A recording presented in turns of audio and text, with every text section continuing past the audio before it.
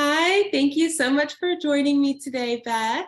If anybody else hops on, that'll be great. If not, we will get started. Thank you for joining this info session about the FACT-COG.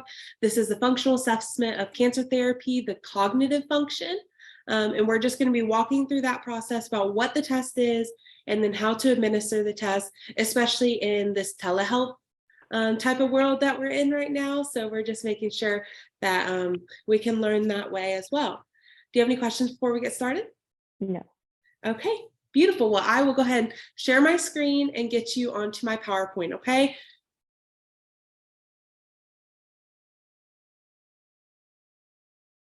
All righty, can you see the PowerPoint? Yes. Okay, beautiful. Well, we will go ahead and get started. As I said, we are doing the FACT-COG, which is the functional assessment of cancer therapy, cognitive function. So this one's just going to be focusing on cognition. And just a couple learning objectives for today.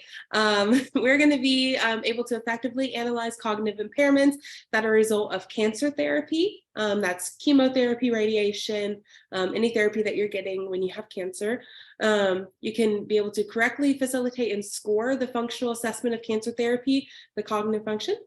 You'll be able to determine when to use the FACT-COG over similar assessments, such as the FACT-G and a FACET as well. You'll also be able to determine occupational therapist's future role in completing the functional assessment of cancer therapy. All righty.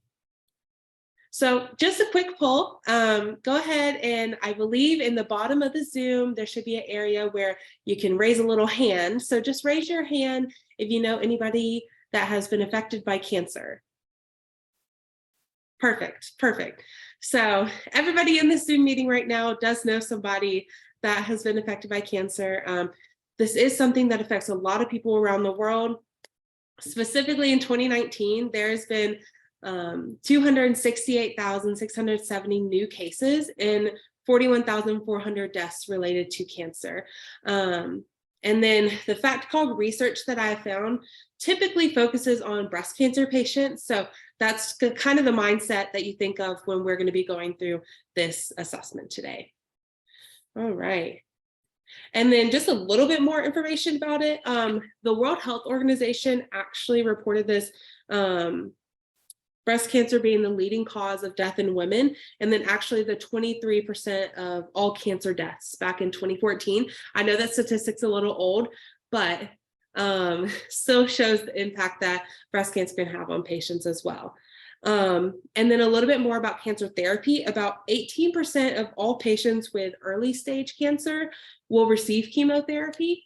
And then about 56% of patients with late stage or stage 4 cancer also have to deal with chemotherapy. So this is something that's very prevalent in our cancer patients. And as occupational therapists, this is a field that we are emerging into, and we're trying to figure out as much information as possible and how we can make an impact with them. And then just a little bit about the cognitive impairments that are seen with cancer therapy. 94% of breast cancer survivors report having perceived cognitive impairments. And PCI, that's what it's termed as, is delayed verbal memory, executive function, depressive symptoms, fatigue, anxiety, poor quality of sleep. And then have you ever heard of the term chemo brain? That's what a lot of people refer to their brains after they've been doing chemotherapy.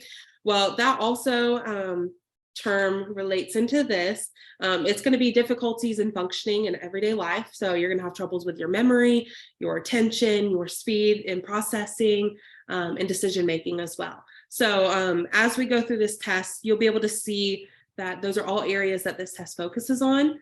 And you're going to really be able to make sure that this test is client-centered, and you'll be able to figure out good interventions for your future patients. Now, what is the FACT-COG?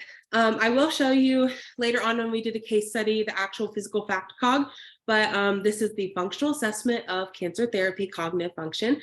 It focuses on 4 different sections. So your perceived cognitive impairments, so what the patient perceives, where their impairments are. The impact of perceived cognition, how it impacts you, your impairments of quality of life, and your perceived cognitive abilities. So where do you think you have your abilities and your cognition? And then a little bit more about that. The FACT-COG has also been one of the most successful measures for cancer therapy patients, and it's also very focused around cultures as well, because they do have 25 different languages that this test comes available in. So if you do have a patient where English is not their first language, you will be able to download that assessment as well. Patient population and time. So cancer patients for 18 years or older in chemotherapy, and they're also having cognitive problems. So very simple, straight to the point. It takes about 10 to 15 minutes to administer. It is self-administered, but you can also do it in an interview style. I like to think that this is a great time to work on motivational interviewing with your patient and allowing them to kind of talk to you as you're going through. And so you just get to know more about your patient and be able to build that good rapport and use your therapeutic use of self as well. Now, the scoring and interpretation of the FACT-COG, this is where it can get a little confusing. I will be sending out to your email everything that you need, the score sheet, the actual assessment. I have a flyer for you as well for future reference. If you ever decide to use this course in your future training, you will have all of those necessities. And I will also be sending out a syllabus, kind of like a syllabus lesson plan, and then all of my references on the back as well. So you will have all of these resources when you're trying to explain this, because this part does get a little bit confusing. It is going to be a manual scoring template that you download from the website. And it is going to go straight into a Google Doc or a Microsoft Word document. So you can type straight on there. You don't have to worry about printing it out, writing on it, scanning it back in, anything like that. It's very easy to access. But all of their answers are going to be on a Likert scale, from 0 equal never to 4 equal very much. This is what the scoring sheet actually looks like. So if you look on the left side of each of these sheets, they have the subscale. So the category that you're going to be focusing on, the perceived cognitive impairments, the quality of life, the abilities, and comments from others. So you're going to be able to separate it pretty easily. It follows straight along with the actual fact sheet. And if you look pretty closely, it'll show you, just look under perceived cognitive impairments right here. And then the item code, it'll take your questions as you're going down. It'll say COG A1, that's your first question. So if you look at that one, can you see my cursor on there as well? Okay, cool. So if you look at that one, you'll see that the score is a 4. So out of their Likert scale, their top number is going to be 4. And then they're going to rank on 0 being never, obviously, and then 4 being several times a day. 4 is the top score. And then what they're going to do is the item response. If they say, the first question is, I've had trouble forming thoughts. If they say, I've had trouble forming thoughts 2 to 3 times a week, you'll put a 2. Where's my mouse? There it is. 2 in the response line. And then what you're going to do is do 4 minus 2, and then your item score is going to be a 2. And then you're going to do that all the way down with every answer. So 4 minus 1, 4 minus 3, 4 minus 4, all the way down through the item score. And then at the bottom, you're going to multiply it and then divide it, and then it'll give you a final answer. You're going to do that in every single section, and then you're going to have a final score at the very, very end. One point I really like to make about scoring in general is it's not necessarily the score, the outcome that you're going to be looking at for your patients. You're going to be looking more at where they're having deficits. This is going to be good for insurance purposes, to be able to see the finalized score and the standardized assessment. But for your sake, as creating the interventions, you're just going to want to see where they're having deficits.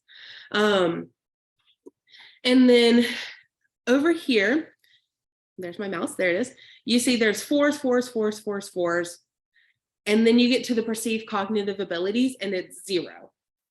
So that's where it switches up a little bit. It's basically to make sure that the client is being fully honest with their answers, that asks the question in a different way, that makes it maybe a little bit easier for them to understand, and gives you a little bit better idea of where they're at. So it's kind of the opposite of the first question. So your perceived cognitive impairments, it says, I've had trouble forming thoughts. And then you rank it on a scale from 0 to 4. And then if you get to the cognitive abilities, it says, I have been able to concentrate. And then you'll do 0 of not at all to 4 very much. And all you do is 0 plus 3, 0 plus 4, and you get your answer there. So it is the same way about scoring it on the item response line and getting your answer, but it's flipped. It's reversed under the actual instructions on the website. So just understanding that it is very confusing. So definitely spend time making up your own assessments, filling it out just how you want to, and then testing it out and trying to get the scores and just making sure that you're actually doing that before you go see a client. Then the next slide is licensing. This is another thing you really want to know before you give this assessment. There's absolutely no fee to use this assessment in the English version. The website just focuses mainly on the English version, and the license should be obtained through the website. When you go onto the website, it says very easy. It says obtain license, very top. It's super easy to click on that box. And these are what the questions that it's going to ask you. The first page is going to ask you your name, address, email, telephone number, your study information, whether you're going to be doing a clinical trial, if this is just for school research, the way that you're going to be administering it, and then if you're getting any funding from this. And then the third and fourth page on the licensing is going to be your name, your study title. So if you are using their license in any of your research, they want to know. And just so they can get more information for their website and update their assessment as needed as well. And with you putting your email in and your information, you will get updates on if the assessment does get updated in the future, if they do any studies with it or anything like that. So this could be very helpful for future research if you do plan to do any in cancer therapy as well. And then at the bottom, it's going to ask you if you're a robot. So just click, no, not a robot. Other related tests. I think as occupational therapists, we are a very holistic practice, and we want to focus on the whole client, right? And so these other assessments that you can do along with your cognitive assessment is going to be really beneficial for you and your patient. It's going to give you a little bit more information about how the patient is doing in their everyday life. So the first one is the functional assessment of chronic illness therapy fatigue scale. And for this one, I'm going to read what this says for you. This assessment focuses on self-reported fatigue upon daily activities and function. So although we look at the cognitive impairment in our test, this will show you if they're having fatigue when they're doing their daily activities. The second one is the most commonly used one along with the FACT-COG. This is the FACT-G. It's the functional assessment of cancer therapy general. And this one focuses on the physical, social, and emotional and functional well-being. This test in particular is a lot longer than the FACT-COG. So if you have enough time and your patient has enough stamina to be able to sit through and take both of these, I would really recommend, because it'll give you an overall view of your client and focus on their physical and social and emotional in addition to their cognition as well. And the last one is your functional assessment of cancer therapy, the endocrine symptoms, the FACT-S. This one is not as common as the FACT-COG or the FACT-G, but this also can give you a good information about their physical, social, emotional, functional well-being related to their endocrine system. Again, this is not one that we're going to use as occupational therapists in the future that much. If the insurance asks for it, you can definitely do it, but this is not going to be one of the common ones, but it is one that has similar attributes to it. Okay. Now, OT's role. OT is going to have a huge role in cancer therapy. Obviously, like I mentioned earlier, this is an emerging field. We are not fully into this field yet, but we are getting there. If you think about cancer and just everything that goes along with it, it's going to be affecting your day-to-day life. You're going to be switching up your routines. You're going to be having to go to doctor's appointments. If you are a caregiver, then the people who are you're giving care for are going to have to switch up their routine as well. So everything's going to start getting switched, and you're going to have to make time for things that you wouldn't have earlier on. And then if you are in chemotherapy and radiation, that is also going to affect your fatigue. And now you have all of these doctor's appointments on top of it, and you have fatigue, and you have cognition problems, and physically your body is very tired. So it's just a whole combination of things that occupational therapists can help with. We are going to be able to show them, okay, you're very tired in the later on in the afternoon. Let me give you some energy conservation methods. Oh, your brain gets really tired later on in the day. That's totally fine. Let's see what we can do in the morning, and then see where you're having trouble in your cognition later on in the day as well. We just want to look at the whole day, the whole person, and making sure that we're going to be able to get them to functional level. Not saying that they're going to be all the way back before they started chemotherapy. If they're right in the middle of chemotherapy, these things are expected, like to be fatigued, to be delayed, to have decreased attention. That is expected, but we can help them be at a functional level for their future. Now I have a case study for us to get into. This is just going to be a little bit of practice for you to be able to work on administering this assessment. So this is the case study that I filled out for patient A. We'll call her Amanda. This is a 35-year-old woman who's diagnosed with breast cancer, and I'm not going to tell you what deficit she is having. I want you to look at this and be able to see cognitively where she is having a little bit of trouble. But 35-year-old woman experiencing having to do chemotherapy. She is a caregiver, and so go ahead and take 3 minutes to kind of look this over. And then we'll get back together and talk about it. And so you could see before you start, at the very, very top, I don't know why I'm pointing with my hand. Let me show you with the mouse. At the very top, this is where it goes never to several times a day. But you can see over here is where it switches. It's going to be not at all to very much. So this is where it's going to start to reverse, okay? On the scoring sheet. So we can go back up to the scoring sheet at the very end just so you can see that after you've seen the assessment as well. So go ahead and take 3 minutes and then we will discuss.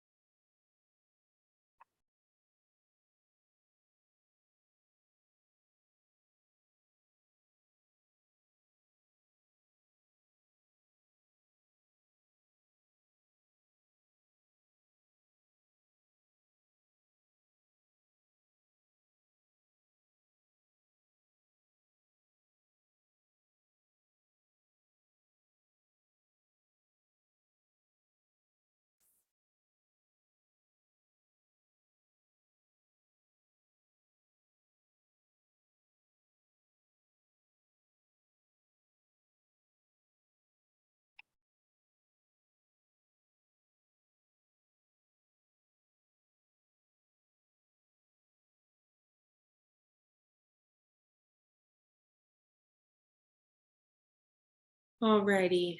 Are you doing good? Ready? Okay, perfect. So, just off the bat, what are some cognitive impairments that you see this client having trouble with?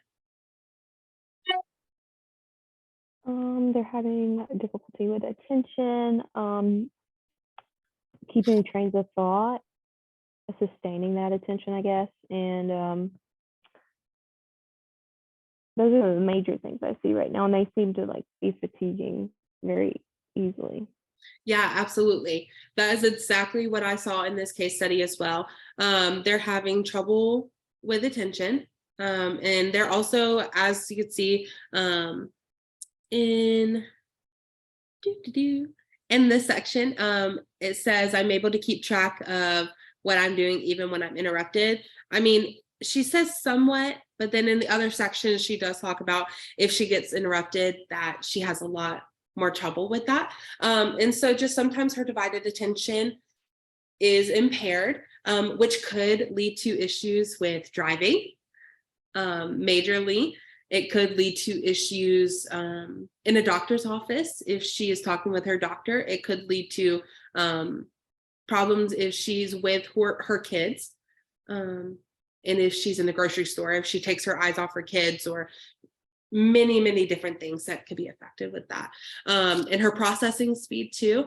Those are definitely things that can impact daily life. Just like I mentioned, it's going to impact all her ADLs, all her IDLs, her work, her education. We don't know if she's working or if she's in education, but she is a 35-year-old woman.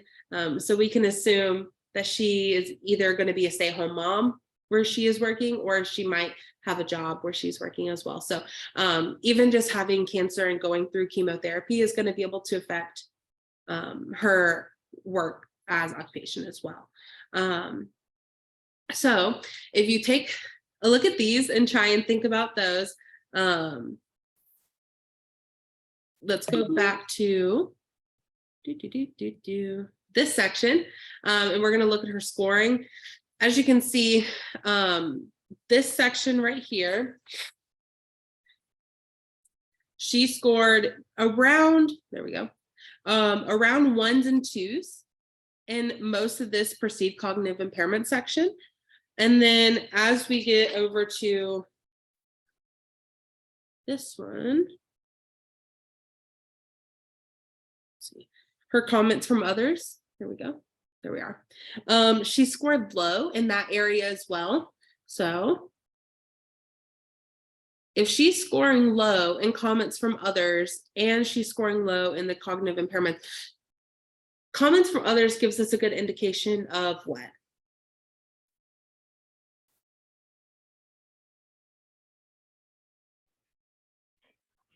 That one, that other people are noticing this, and then the one that she's recognizing this herself is a pretty good indicator of self-awareness. Yes, absolutely. So it's if other people and if she's recognizing it herself. And really you want to look at those as a therapist to see if they line up, and seeing if other people are noticing as well. And a good thing about comments from others, if they have low scores, I mean, she's wrote 1, 2, 3, but if she has nevers or ones, that could also be a good time to ask as a therapist her support system, and see if she does have any support system, whether it's family and what friends, as she's going through this chemotherapy process.